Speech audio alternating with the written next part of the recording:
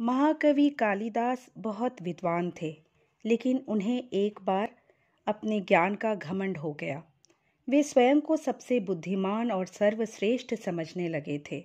उस समय एक दिन वे यात्रा पर थे। रास्ते में उन्हें बहुत प्यास लगने लगी। कुछ समय बाद वे किसी गांव में पहुंचे।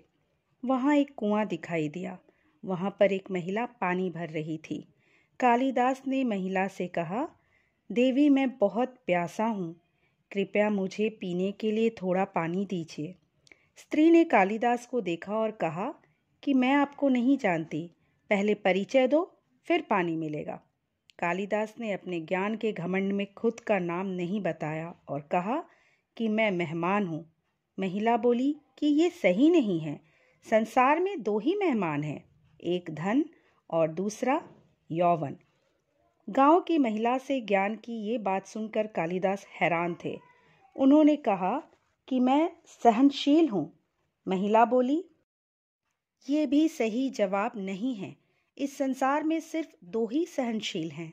एक ये धरती जो हमारा बोझ उठाती है, दूसरे सहनशील पेड़ हैं जो पत्थर मारने पर भी फल ही देते हैं। अब कालिदास को लगने लगा कि ये महिला बहुत विद्वान है। उन्होंने फिर कहा कि मैं हठी हूँ। महिला बोली कि आप फिर गलत जवाब दे रहे हैं। संसार में हठी भी दो ही हैं, एक नाखून और दूसरे बाल। बार बार काटने पर भी फिर से बढ़ जाते हैं।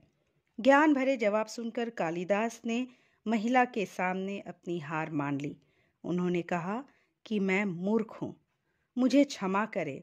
महिला ने कहा कि तुम मूर्ख भी नहीं हो, क्योंकि मूर्ख भी दो ही हैं, एक राजा जो बिना योग्यता के भी सब पर राज करता है, दूसरे दरबारी जो राजा को खुश करने के लिए गलत बात पर भी झूठी प्रशंसा करते हैं। इस जवाब के बाद कालिदास महिला के पैरों में गिर पड़े, पानी मांगने लगे। तभी महिला ने कहा कि उठो पुत्र। कालिदास ने ऊपर देखा तो वहां माँ सरस्वती खड़ी थी। माता ने कहा कि तुझे अपने ज्ञान का घमंड हो गया था, इसीलिए तेरा घमंड तोड़ना पड़ा। कालिदास ने माता से क्षमा मांगी और कहा, अब से वे कभी भी घमंड नहीं करेंगे।